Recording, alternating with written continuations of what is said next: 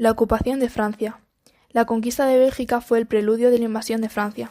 El ejército francés confiaba en una defensa estática, basada en las líneas fortificadas creadas en la frontera franco-alemana tras la Primera Guerra Mundial, pero no pudieron frenar el avance alemán, iniciando desde Bélgica por las Ardenas.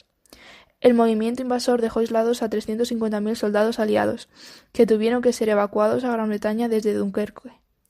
Francia fue ocupada y obligada a firmar el armisticio de Compiègne, que dejaba el país dividido en dos zonas.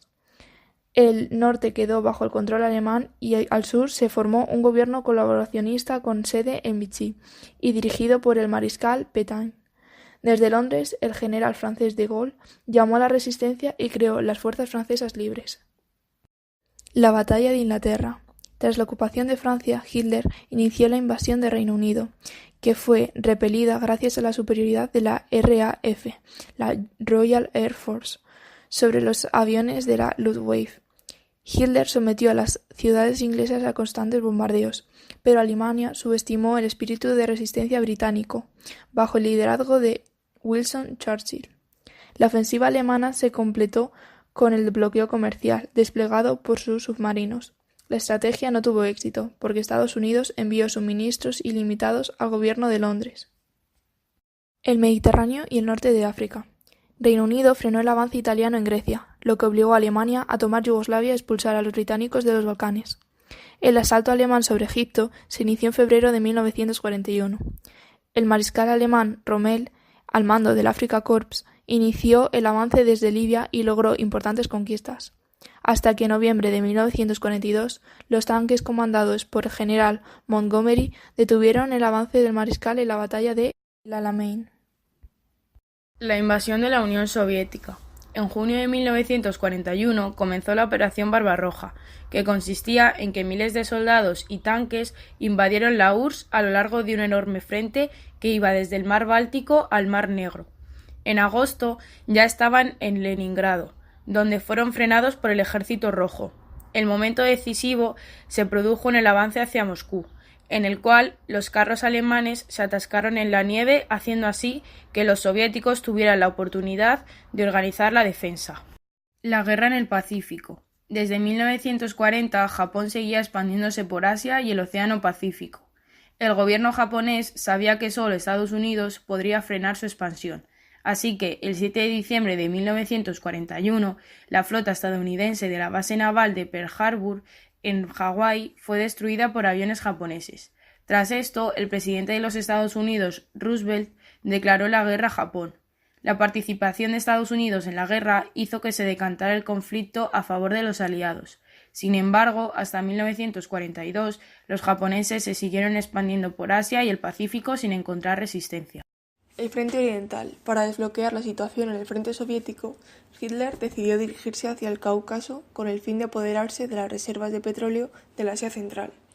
Esta segunda fase de invasión tuvo su momento decisivo en 1942, en la batalla de Stalingrado. Tras hacerse con el control de la ciudad, la llegada del invierno y el agotamiento de la defensiva alemana permitieron una contraofensiva soviética que cercó el ejército alemán.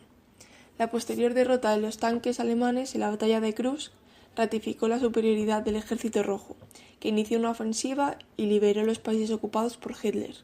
En 1945, las tropas soviéticas llegaron a Berlín, pero los mandos nazis se negaron a firmar la rendición. Debido a esto, se libró una violenta batalla en la que se obligó a niños y ancianos a combatir.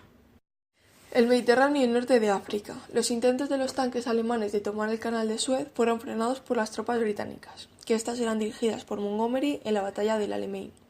Desde entonces, el Afrika Korps se vio obligado a replegarse hasta Túnez. En 1942, los estadounidenses desembarcaron en Argelia y en Marruecos, forzando a los alemanes a abandonar África.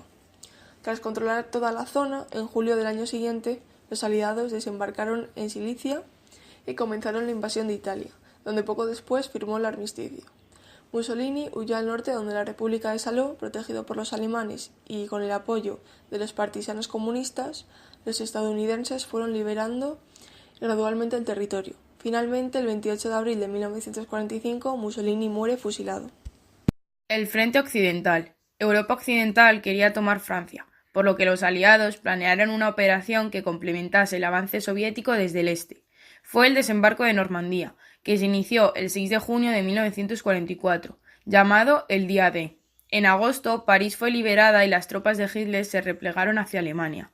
La Wehrmacht entabló una última contraofensiva en las Ardenas, que fue frenada por los aliados antes de lanzarse a la invasión de Alemania el 25 de abril de 1945.